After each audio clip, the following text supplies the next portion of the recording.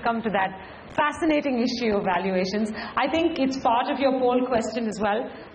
You've been asked to respond to the question, do the valuations of startups truly represent the underlying value of the business?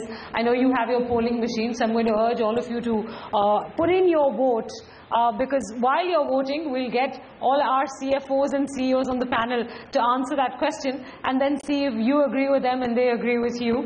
Sanjay, are startups today in bubble territory, overvaluation territory, especially e-commerce startups, especially the largest in the e-commerce space? I think investors are looking at a huge potential that exists in the e-commerce industry. If we were to take a few similarities or compare ourselves, let's say with China, for example, in China, 50% of all internet users are on e-commerce. In India, it's about 15%. So there's a long way to go. As far as one other data that I would like to talk about is, in India, the e-commerce or e-tailing is only about less than 2% of the total retail. In China, it's about 10%. In US, it's about 20-25%. So clearly, people are actually seeing a huge opportunity. And I think all of our companies, the entire industry is at the start of that S-curve where we have a very long way to go. And the keen investors, the investors with keen eyes are actually looking at that and putting value to that. What you're telling me in many words is that you think that Flipkart is undervalued. I believe... I'll give you an honest answer. Yeah, Sanjay, you come from brick and mortar, right? When you look at some of these valuations, okay, so does your heart start beating faster saying, holy cow, how am I ever going to deliver on these expectations? No, I think, no, not at all. In fact, if you were to look at the kind of growth that all of these e-commerce companies, and Flipkart included, are showing, we had for the last 3 years a 300% CAGR on GMV. How many companies in brick and mortar can talk about that? I don't think there are a lot many which can reflect that. We believe that our growth may not be 300%, but definitely triple-digit growth is a given for the next 4 to 5 years. If with that kind of growth levels, it's very clear that the investors are, and they've seen it in other countries, they are looking at a huge valuation which is yet to happen. I think I personally believe that the next 3 to 5 years will really see what e-commerce valuations will be like. Okay, I wonder if the audience agrees with you. Have all of you sort of voted in that sense? Can we have survey results up on the screens there and we'll get a sense of whether you think startups in this country are overvalued or, as Sanjay says, undervalued? 27 people answered and most of them said no. They don't represent the underlying value of the business. Are you surprised, Sanjay? No, I'm not surprised because the question is that of the current business. The question is not about the future of the business. No, there's no current there. People are interpreting it that way. Okay. Valuations is a key conversation right now. It's part of the whole fundraising conversation as well.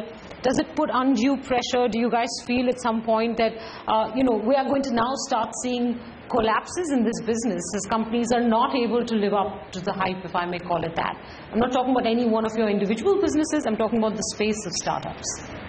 I think one of the responsibilities of a startup, and I think responsibilities of whether it be CEOs or CFOs or co-founders, I think is to ensure that investors at some point have a decent return, right? And I don't think anyone on this panel, and maybe in general, want to take money and have unhappy investors who are kind of stuck, right?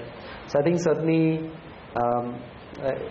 at least for us, and I'm sure for most people, the setting valuation is thinking about what the future could be realistically. Of course, we need to be optimistic, but have that kind of realistic confidence of where the business is going. And I think valuation is what valuation means different things in different people's mind. At the end of the day, it's what someone believes is the value of the business. So the people investing in the company clearly feel there's value. Kaushik, I'm going to counter question you on that. When you were at Bain Consulting, right, how would you have viewed these valuations? If you had to write a report on startups today, what would the headline of your report or the title of your report be? Undervalued or overvalued? Actually, at Bain, we didn't do so much venture consulting. We did private equity consulting, which is very, very cash flow based. I think just pick one of the two headlines: undervalued or overvalued. I think valuations are. Just pick one of the two: undervalued or overvalued. It's very different. It's a headline. It's very a one-word headline. If you think about my company, I think it's undervalued. So let's put it that way. So I think everyone will have the same perspective. If you were at Bain right now, writing a report on the startup space in the country or the young company space in the country, what would the headline be? Undervalued or overvalued? I think the answer is that it's a binary question. No, I'll answer. I'll give you a straight answer, but I'll just tell you that I think that for the leader in the industry, the answer is probably that it's undervalued. As an overall bet on every player in the industry, my guess is that it's overvalued because there are not going to be so many winners, and because there's a lot of money chasing many different companies. So my sense is that the best companies are undervalued and at an average they're overvalued. Okay, I've learned though in my journalistic career that you never win against the consulting guys. So you never ever. The answer is both yes and no. Yeah. Right? That's right. Amit, any thoughts on valuation? So the challenges of valuation, living up to those expectations. Yeah. So I'll give you some facts of how we have grown in the last 1 year and how we feel today that we might be undervalued.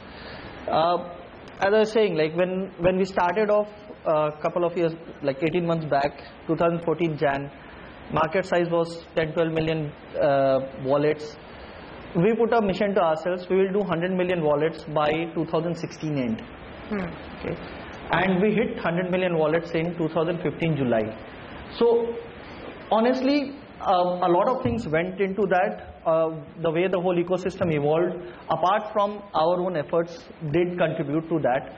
And if you would have asked me the same thing in 2014 January, we were thinking that if we could do it by 2016 end, we would have done a great job of it.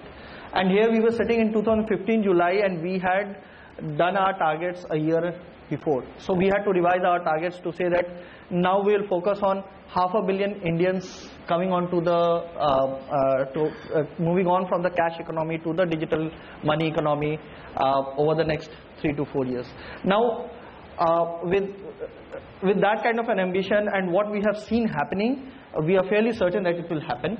I think the valuation can go still quite significantly high. There is no limits to that. I'm going to thank my 4 panelists for their candor and all their insights. Thank you very much for being with us this afternoon.